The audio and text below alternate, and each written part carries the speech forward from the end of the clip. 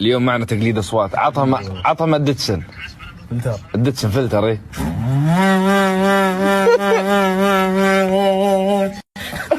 طيب الربع هذا فلتر ولا عادي؟ اي شيء عادي. ونطقهم كفرات. ايه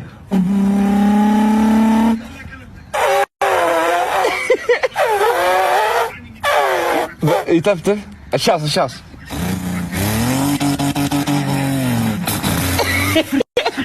اسمع الجيتي